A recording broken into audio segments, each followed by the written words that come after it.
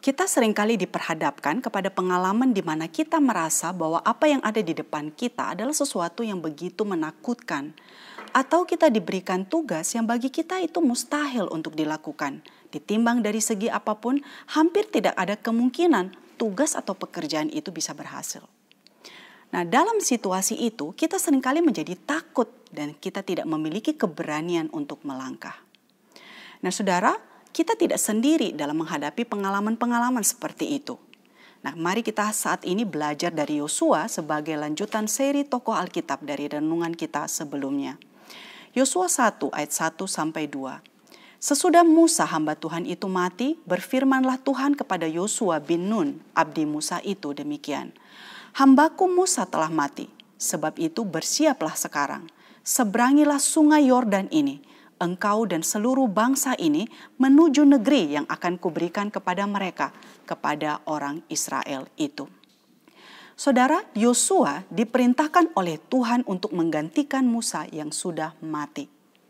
Penulis kitab ini tidak memberitahukan kepada kita bagaimana perasaan Yosua, tapi dilihat dari kalimat-kalimat yang diucapkan oleh Tuhan kepadanya. Misalnya 3 kali pengulangan kalimat peneguhan, kuatkan dan teguhkanlah hatimu. Di ayat 6, ayat 7, dan ayat 9, kita bisa menangkap perasaan bahwa Yosua takut untuk melakukan tugas yang dibebankan oleh Tuhan tersebut kepadanya. Mengapa, saudara? Pertama, saudara, kesulitan yang ada di depannya sangat nyata. Dan ini bukan hanya merupakan imajinasi pikiran negatif saja. Tanah Kanaan, tanah perjanjian yang dijanjikan oleh Tuhan itu harus mereka rebut. Nah, bangsa Kanaan yang mendiami tanah itu menurut Bilangan 13 ayat 28-33 adalah bangsa yang kuat. Jauh lebih kuat daripada bangsa Israel. Dan mereka memiliki kota-kota yang dikelilingi oleh benteng atau kubu. Israel adalah bangsa yang tidak memiliki pengalaman dalam peperangan.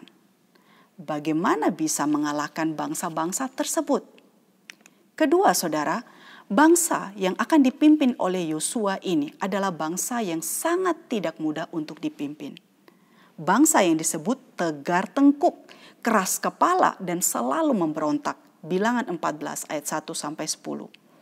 Yosua sendiri dengan matanya menyaksikan bagaimana bangsa Israel itu bertengkar dengan Musa dan hampir melempari dia dengan batu.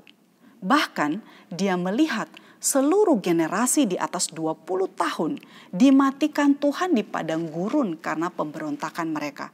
Bilangan 14 ayat 29. Nah, mampukah dia, seorang yang belum punya pengalaman, memimpin bangsa seperti itu? Ketiga, saudara, Yosua menggantikan Musa, seorang pemimpin besar yang di dalam Ulangan 34, 10-12 disebut bahwa tidak ada lagi nabi yang bangkit di Israel seperti dia dalam hal segala tanda dan mukjizat. Nah, saya bisa membayangkan ketakutan Yosua dalam menerima tugas yang diberikan oleh Tuhan itu. Dia memiliki begitu banyak alasan untuk menjadi takut dan mundur. Namun Allah memberikannya banyak alasan mengapa dia tidak perlu takut dan harus berani. Yang pertama, Tuhan meneguhkan dan menguatkan hati Yosua dengan mengingatkannya bahwa memimpin Israel adalah untuk mengambil negeri yang telah dijanjikan oleh Tuhan kepada nenek moyangnya.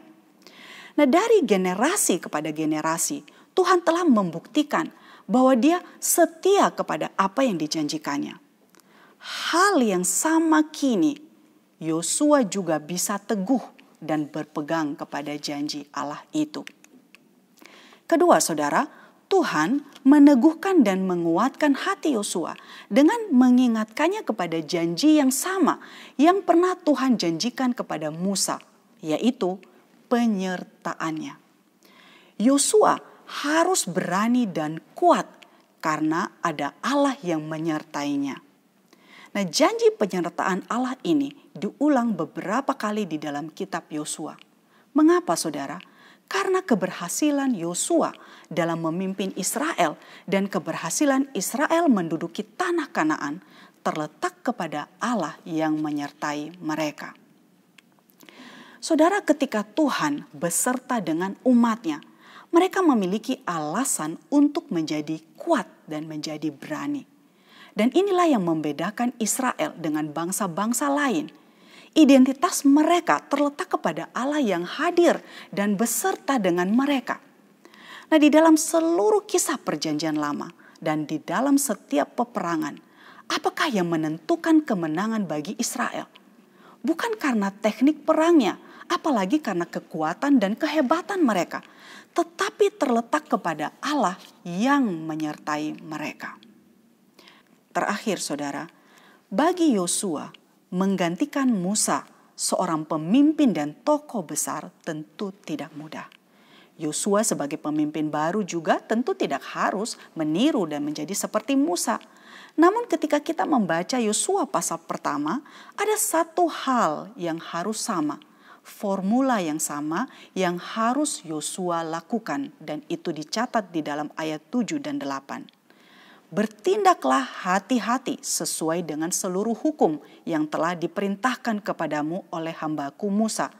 Janganlah menyimpang ke kanan atau ke kiri, supaya engkau beruntung kemanapun engkau pergi. Janganlah engkau lupa memperkatakan kitab Taurat ini, tetapi renungkanlah itu siang dan malam, supaya engkau bertindak hati-hati sesuai dengan segala yang tertulis di dalamnya. Sebab dengan demikian perjalananmu akan berhasil dan engkau akan beruntung. Saudara, sejak dari dahulu kala Allah tidak mengubah formula perintah dan persyaratan penyertaan yang Ia berikan. Menaati perintah Tuhan, memperkatakan kitab Taurat dan merenungkannya siang dan malam. Nah, saudara, setelah ribuan tahun peristiwa Yosua ini, Allah yang sama yang memberikan janjinya dan perintahnya juga memberikan janji dan perintah yang sama kepada kita. Jangan takut, kuatkan dan teguhkanlah hatimu. Apapun yang ada di depan di tahun baru ini, mari kita hadapi bersama Tuhan yang menyertai kita. Sebagai penutup, John Calvin mengatakan, bagian pasal 1 ini menjadi refleksi yang sangat penting bagi setiap kita, bahwa bahkan kematian, kegagalan di dalam puncak karir, kesetiaan Allah untuk menepati setiap janjinya tidak akan pernah gagal. Di dalam konteks ini, kematian Musa bagi bangsa Israel adalah seperti sebuah tubuh yang tiba-tiba dipotong kepalanya dan sekarang tinggal anggota badannya. Nah, dalam keadaan seperti ini, betapa mudahnya menjadi putus asa dan mundur. Namun bagian ini kembali membuktikan kepada kita kebenaran dan janji Allah itu kekal selama-lamanya. Amin.